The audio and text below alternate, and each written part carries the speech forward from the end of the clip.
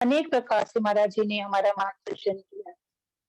महाराज जी हमें बताते हैं, अपने सत उपदेश में महाराज जी ने एक सत उपदेश दिया जिसमें महाराज जी ने अपने सुधार के लिए हमें बताया कि हम अपना सुधार किस प्रकार करें। ये महाराज जी का सत उपदेश है 7 नवंबर 1945 का। महाराज जी फरमाते हैं, जागृत, स्वप्न तथा सुषुप्ति हालत में जीव सृष्टि के कई रूप देखता है। जागृत, स्वप्न तथा सुषुप्ति हालत में जीव सृष्टि के कई रूप देखता है।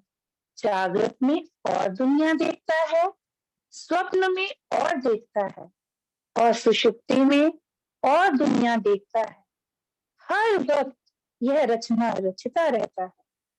जंगल में बैठा हुआ शीश महल बनाएगा, किसी घड़ी यह अपनी रचना से न्यारा नहीं होता। खुद रचना रचकर आप ही मोहित हो जाता है और आप ही उसे पकड़ने की कोशिश करता है।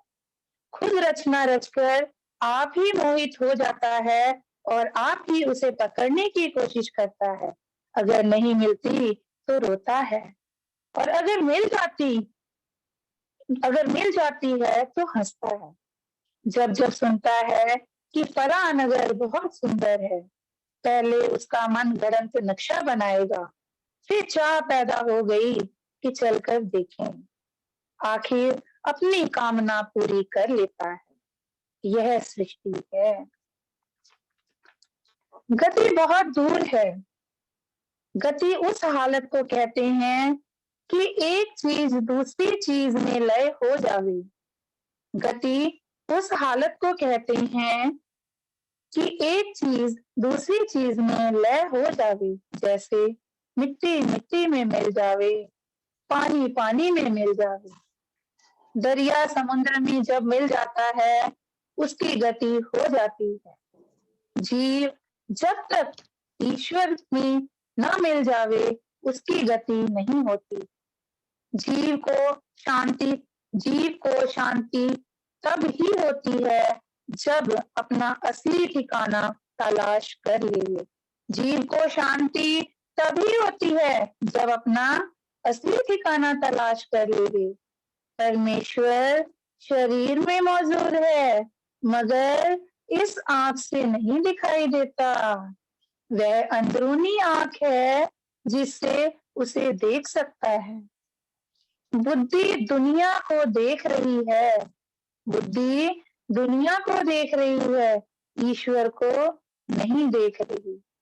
ईश्वर को देख लेवे तो संसार गायब हो जाएगा। उसकी दुनिया तृष्णा है। जब तक तृष्णा खत्म नहीं होती दुनिया बनाएगा। जब एक शरीर मर गया, शरीर का व्यवहार बंद हो गया। दूसरे जन्म में आकर वह फिर नई रचना शुरू करता है।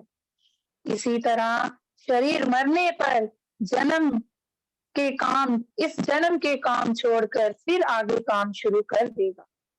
जीव का काम जब तक खत्म ना हो इसका झगड़ा खत्म नहीं होता। रब की अदालत उसके लिए खुली है। कर्म चक्कर ही रब की अदालत है। कर्म चक्कर ही रब की अदालत है। वह कहता है कि तुम्हें जिस चीज की चाह है वह तुम्हें मिलेगी। वह कहता है कि तुम्हें जिस चीज की चाह है वह तुम्हें मिलेगी। मसलन अगर तुम कत्ल करना चाहते हो तो करो। जब कत्ल करोगे पकड़े जाओगे, सजा फांसी मिलेगी। जब सजा मिलती है तब रोता है। जीव करने में सियाना है मगर जब फल मिलता है लाचार होता है। जीव करने में सियाना है यानी चतुर है मगर जब फल मिलता है लाचार होता है।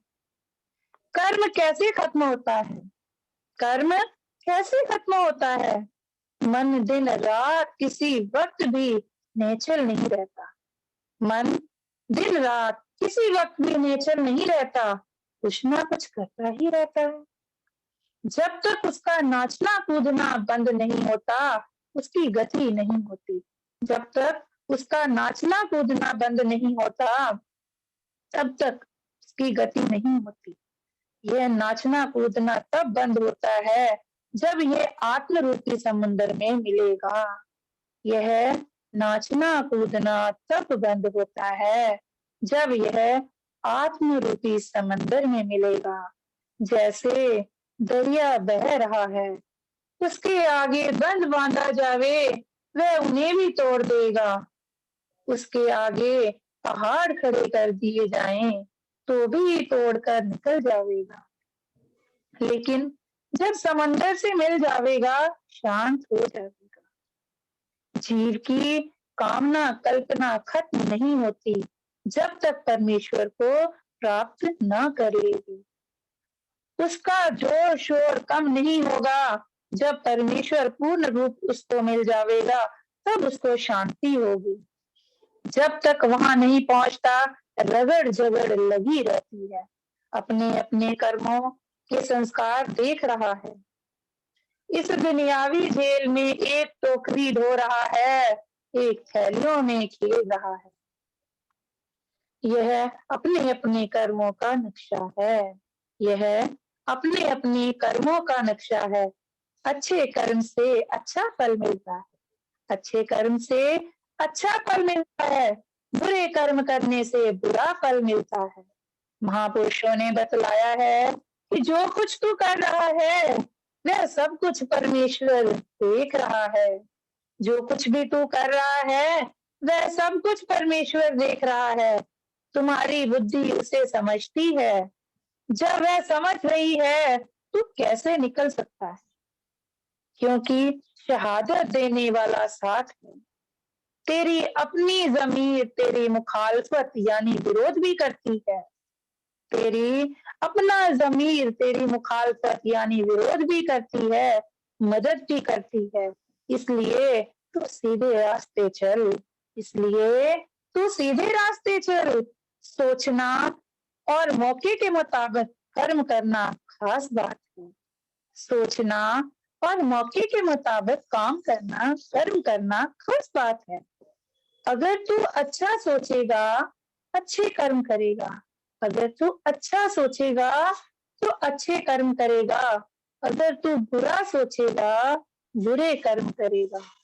इसलिए बुरी सोच ना सोच। इसलिए बुरी सोच ना सोच, बल्कि जब सोच नेक सोच। सत्संग वगैरह में शामिल हो ताकि तेरी सोच ठीक बने। सत्संग वगैरह में शामिल हो ताकि तेरी सोच ठीक बने।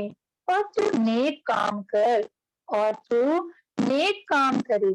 जीव अगर अंधेरे की तरफ जा रहा है, दूसरा उसकी क्या रखवाली कर सकता है?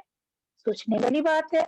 जीव अगर अंधेरे की तरफ जा रहा है, दूसरा उसकी क्या रखवाली कर सकता है? विचार दीपक है। विचार दीपक है। जीव अंदर से कहता है कि किसी की चीज ना उठा। जीव अंदर से कहता है किसी की चीज ना उठा, मगर उसकी परवाह नहीं करता। हक ना हक जो कुछ करता है, जीव को पता है। हक ना हक जो कुछ करता है, जीव को पता है। अपने पराये का किसको नहीं पता है? अपने पराये का किसको नहीं पता है? जानवरों के अंदर भी अक्ल है। जानवरों के अंदर भी अक्ल है। बैल की मिसाल ले लो। दो बैल इकट्ठे बन दो बैल इकट्ठे बंधे हैं। एक उनमें से ताकतवर है। दोनों के आगे चारा डालो। दोनों के आगे चारा डालो। जो जोरावर यानी शक्तिशाली है, वह कमजोर के आगे का चारा खा जाएगा। वह कमजोर के आगे का चारा खाएगा। भैंस को भैंस को जब तक पेट भरकर ना खिलाओगे, दूध नहीं देगी। भैंस को जब तक पेट भरकर ना खिलाओगे, दूध नहीं देगी। बाज यानी कोई बगैर मालिक दूध नहीं देती। बकरी अपने बकरोटे यानी बच्चे को दूध पिलाएगी। हालांकि इधर में और भी उस किस्म के बकरोट मौजूद हैं। शक्ल भी उनकी एक जैसी है। मजाल नहीं कि दूसरे बकरोट को दूध पिलाए। कुदरत ने हर एक चीज को अक्ल दी है। अक्ल से हर एक चीज बढ़ती फैलती है। मानुष में यह विशेषता है, यह कि उसमें विचार है, बाकी जानवरों में नहीं। गुणी पुरुषों ने हिदायत दी गुणी पुरुषों ने हिदायत दी, तू ऐसा कर्म कर कि तेरी रूह खुश हो। गुणी पुरुषों ने हिदायत दी कि तू ऐसा कर्म कर कि तेरी रूह खुश हो। सब कर्म, सेवा, दान पुण्य करो, मौत को याद रखो, किसी का बुरा ना सोचो, तब तुम्हारी रूह खुश होगी, अंदर से खुशी पैदा होगी, इसकी प्रतीक्षा करो। एक अभ्यागत तुम्हारे दरवाजे पर आ जाता है, तुम उसे गालियां देते हो, वह चला जाता है, तुम्हारी रूह तपती रहेगी। लेकिन अगर एक रोटी दे देते, तुम्हारी रूह खुश हो जाती, चित्त खुश हो जाता है। दिल की खुशी जीवन है। राजों महाराजों का दिल जलता तपता रहता है, उनको खुशी नहीं है। फकीरों का दिल खुश रहता है, उनसे खुशी लेने की खातिर बड़े बड़े राजे उनके पास आते हैं। गुणी पुरुषों ने बतलाया, सब चीजों को रब की समझकर तू लोगों में बांट दे, तब सुख होगा। गुणी पुरुषों ने बतलाया, सब चीजों को रब की समझकर तू लोगों में बांट दे, तब सुख होगा। तेरा शरीर ढाई हाथ का है, उसके अंदर तृष्णा का पावड़ जल रहा है, वह उसको लाचार कर रहा है। महापुरुषों ने बतलाया कि गफलत में वक्त मत गवा, अच्छे काम कर, दुनिया को तूने छोड़ जाना है, वक्त पर शरीर खत्म हो जाएगा, मौत नहीं छोड़ेगी। जिंदगी में आयु को सुनहरी कर दे, अच्छे कर्म कर, ताकि तेरी आत्मा अंदर खुश हो। अगर आत्मा अंदर नाराज है, बाहर कोई खुशी ना होगी। जिस नियत से तुम दूसरे को देखोगे, उस नियत से वह तुम्हें देखेगा। दुश्मन को दुश्मन देखोगे, वह भी दुश्मन देखेगा। अगर मित्र को मित्र देखोगे, वह तुम्हें मित्र देखेगा। अगर तुमको सुख की ख्वाहिश है, तो दूसरों को सुख दो। अगर गति चाहते हो, तो रब की लड़ पकड़ लो। जब रब के परायण हो जाओगे, तुमको खुशी ही खुशी होगी, इसके बगैर ठिकाना नहीं।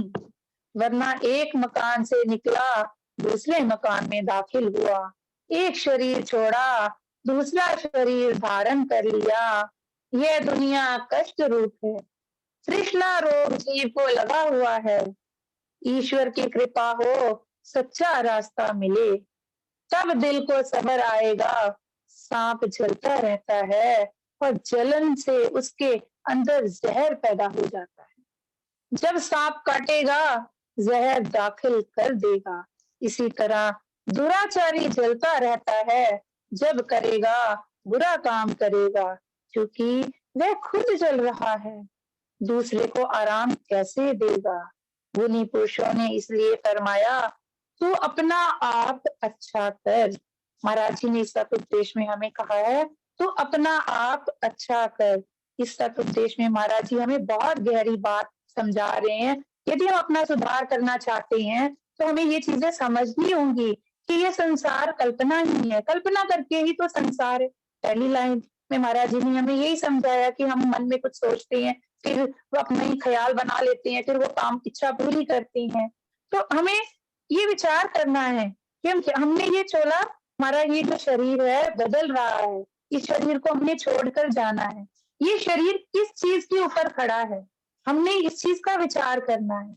यदि मैं क्या हूँ, क्या मैं जीव हूँ या मैं शरीर हूँ, मेरे मन ने अभी तक माना ही नहीं है, डिसीजन ही नहीं मैंने लिया है, मेरे मन में पूरी तरह से दृढ़ता ही नहीं आई है कि मैं शरीर नहीं हूँ। महाराज जी यहाँ पर हमें आत्मपरायण होने के लिए कह रहे हैं, बार बार कह रहे हैं कि तू इस शरीर को झूठा जान और अच्छे अच्छे कर्म कर। कर्म करने के लिए ही महाराज जी ने हमें 5 नियम बतलाए हैं, सादगी, सत्य, सेवा, सत्संग और सत्य सिमरन। जब जब ये जीव इन आध्यात्मिक नियम जो महाराज जी ने दिए हैं, इनको अपनाएगा तब ये आत्मिक उन्नति करता हुआ अपना सुधार यानी इस जीवन का, इस चोले का सुधार कर सकता है, ताकि वो, क्योंकि ईश्वर जीव जो है ईश्वर का अंश है। ईश्वर अंश जीव अविनाशी, चेतन अमल सहज सुख राशि। ईश्वर अंश जीव अविनाशी, चेतन अमल सहज सुख राशि। हमने ये बात समझनी है कि मैं ईश्वर का अंश हूँ और मैंने उस अंश में मिलना है। मेरा टारगेट होना चाहिए कि मैंने उस टारगेट में मिलना। एक दिन सब कुछ सारा का सारा ये जो अस्तित्व है खत्म हो जाना है। संसार ये दे करके ही संसार है, अगर दे नहीं तो संसार भी नहीं। महाराज जी की वाणी में आता है ना, ऐसे साधने उठ के चलना, साजन लागे पाए, मंगत नाम से मर प्रदाता, रोती काल सहाय। ओम ब्रह्म सत्यम सर्वदा